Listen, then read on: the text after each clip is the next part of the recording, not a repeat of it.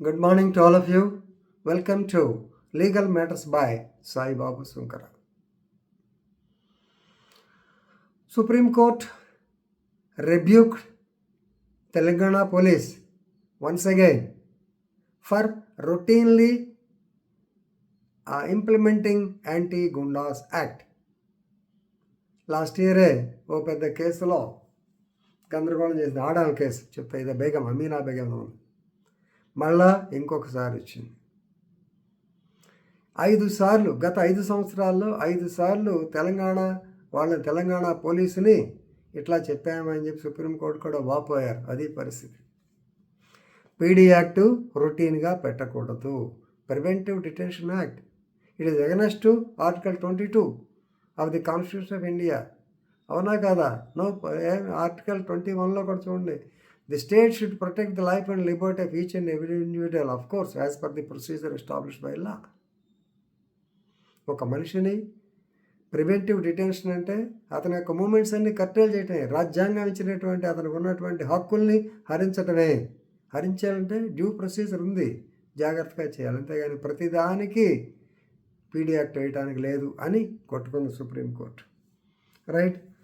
అసలు ఈ కేసులో రాలేదు. Yes, Navanath Bujji son of Ravi అనుకుంటాడు. So and others versus state of Telangana and others.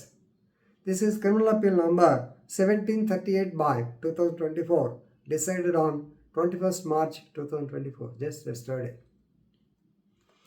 ఏమిటి కథ?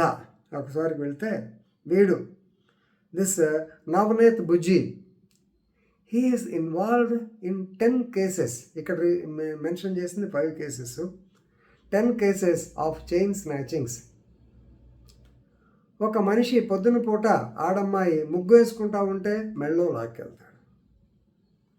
పాపను తీసుకుని కాలేజీకి వెళ్తుంటే మెళ్ళో గొలుసు లాక్కెళ్తాడు. తన యొక్క కొడుకు ఇద్దరు కలిసి బజార్కి వెళ్తుంటే మెళ్ళో లాక్కెళ్తాడు.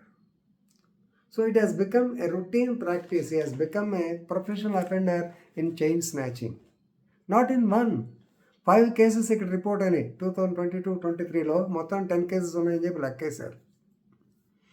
సో ఇలాంటి వాడు ఉండటం వల్ల so actually according to dangerous activities of bootleggers, పెద్ద యాక్ట్ ఉంది కదా, డేంజరస్ యాక్టివిటీ, దానిలో హ్యాబిచువల్ అఫెండర్ కింద తీసుకున్నారు.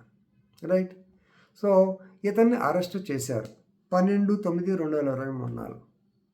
PD act DS Chauhan, Commissioner of Rachkonda, he has issued orders under Section 2 of the so-called Telangana PD Act.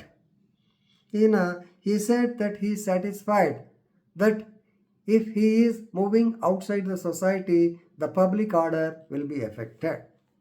Therefore, he has to be taken into custody. తీసుకున్నారు లోపలేశారు. Now the issue is, what is law and order? What is public order? Law and order అంటే 10 మంది ఒక చోట చేరి minister గారిని ఘెరావు చేయటం, ఎవరిని రానికపోవటం, వీళ్ళని డిస్టర్బ్ చేయటం, లేకపోతే కొట్లాట్లు, కుమ్ములాట్లు. This is law and order, శాంతి భద్రతలు. పబ్లిక్ ఆర్డర్ అంటే ఏంటంటే entire public of the area there order should be disturbed. అంటే సింపుల్ ఉదాహరణ చేద్దాం. బళ్ళమెట్లో ఎవడన్నా ఒక రౌడీ సోడాబుడ్డలు, అంటే మా కాలం నాటిది, ఇప్పుడైతే సోడాబుడ్డ ఎగరేసి దాన్ని ముక్కలు చేసి ఎదుటి వాడిని పొడిచాడు అనుకోండి, అక్కడ ఉన్న షాపులోళ్ళు చుట్టుపక్కల జనం అంతా ఏం చేస్తారు? They will be terribly afraid, shutter down the shops, అంటే షాపులను మూసేసి వెళ్ళిపోతారు. 1 రోజు 2 రోజుల దాకా ఎవ్వడు తీయడు. So this is public order, disturbance to the public order. వీడు గొలుసు లాక్కెళ్తే చుట్టుపక్కల వాళ్ళంతా భయపడతారా? నో డౌట్ భయం అనేది ఉంటుంది, కానీ డిస్టర్బెన్స్ అయ్యేటువంటి ఉంటుందా? ఉండదు. కాబట్టి ఇది పబ్లిక్ ఆర్డర్ ఎట్లా అవుతుంది? మరి పోలీస్ అధికారులు ఆలోచించరా? రైట్. హైకోర్టు కరెక్ట్గానే ఆలోచించింది. హైకోర్టు ఆలోచించి అంటే వాళ్ళ స్టేట్ ప్రకారం high court no you can't be, because ఈయన్ని వదిలిపెడితే డెఫినెట్గా 100 నేరాలు చేస్తాడు, పొద్దునపూట ఆడవాళ్ళ సేఫ్టీ ఉండదు అని చెప్పి హైకోర్టులో కూడా ఒప్పుకోవాలి. అల్టిమేట్గా సుప్రీంకోర్టు ఏం చెప్పిందంటే, ఏమయ్యా, who is a goonda? First point, anti గుండా యాక్ట్ కదా, పీడీ యాక్ట్, యాంటీ గుండా యాక్ట్ అంటారు దీన్ని. Gunda, a person, definitely we agree that is a person habituated, committing an offence. Right, arrest చేశారు. పబ్లిక్ ఆర్డర్ ఎక్కడ దెబ్బతిన్నది? ఇందాక నేను చెప్పాను అలాగా ఒక ఏరియా వాళ్ళంతా భయపడిపోయారా? ఎవిడెన్స్ ఏది? మెయిన్ పాయింట్ అది, ఎవిడెన్స్ ఏది? వీటిల్లో ఒక్క కేసులో ఉన్న వీడికి కన్విక్షన్ వచ్చిందా? దాదాపు 2 or 3 years నుంచి చేస్తున్నారు కదా, ఒక్క కేసులో ఉన్నా సరే కన్విక్షన్ వచ్చిందా? ఎందుకంటే లా ప్రకారం మీ అంతా లా స్టూడెంట్స్ కాబట్టి మీ అందరూ తెలుసు కాబట్టి, so A person is deemed to be innocent it the guilt is proved. Is it not? ఉందా లేదా? మూడో పాయింట్, అడ్వైజరీ బోర్డు ఏం చేస్తుంది? సో సహజంగా when a person is detained 180 days వరకు అతనికి బెయిల్ ఇవ్వక్కర్లేదు, 6 months ఉండాల్సిందే. కానీ అతనికి డిటెన్షన్ ఆర్డర్స్ అప్లై చేసిన తర్వాత an advisory board will be created. ఆ advisory board they will decide whether the preventive decision is necessary or not.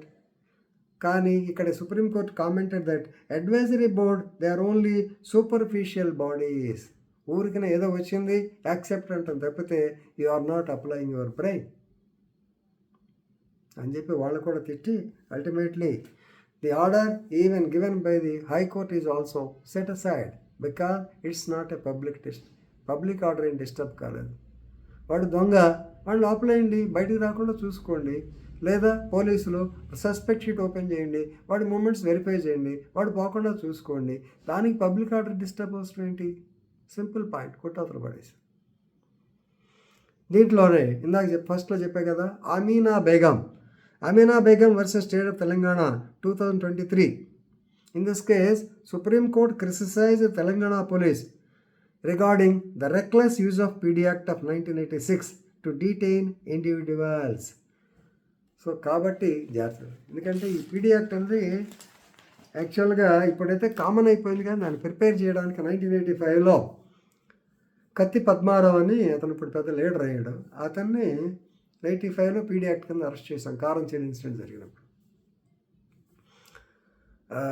We have detain him in Vizag prison.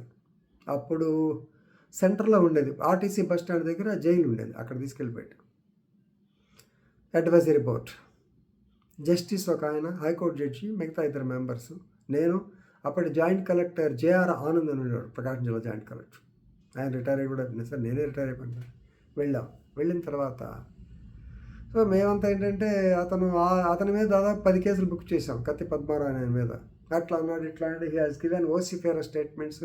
153A కింద ఏదో కర్ణం బలరాం తలకాయ తీసేసి టవర్ క్లాక్లో కడతాను ఏదో చాలా మాట్లాడాడు. అవన్నీ పెట్టాము అప్పుడు. I think by that time Karanam Balaram was the MLA, ఆయన ఎమ్మెల్యే గారు. సో దాని మీద కేసులు వేస్తే సింపుల్గా ఒకటే మాట అన్నాడు జడ్జి గారు, మీరు ఇతని మీద ఒక్క కేసులో ఉన్న కన్విక్షన్ తాగలిగారా? మీరు ఎన్ని కేసులు పెట్టుకుంటే ఏమయ్యా, శిక్ష లేనిదే కుదరదయ్యా. అతను ఎవరి కోసం సొంతంగా చేస్తున్నాడా, ఒక మూమెంట్ కోసం చేస్తున్నాడు. అప్పుడు కారంచేడు దళిత మూమెంట్ ఏదో ఉండేది కాబట్టి డిటెన్షన్ కరెక్ట్ కాదని తీసి అవతల పడేశారు. కాబట్టి పీడీ యాక్ట్ వేసేటప్పుడు చాలా జాగ్రత్తగా చూసుకోవాలి. కలెక్టర్ గారు పర్మిషన్ ఇవ్వడానికి మెకానికల్గా ఉండకూడదు. ఇప్పుడంటే కట్ కాపీ పేస్ట్లు వచ్చినాయి కాబట్టి, అలాగే జిరాక్స్లు వచ్చినాయి. ఆ కాలంలో మేము ఎంత ఇబ్బంది పడతాం ఆలోచించండి. కాబట్టి police officers, please think over twice, take the legal advice and then only file a case under PD Act. Otherwise, rebuke by Supreme Court will be continuing. Thank you.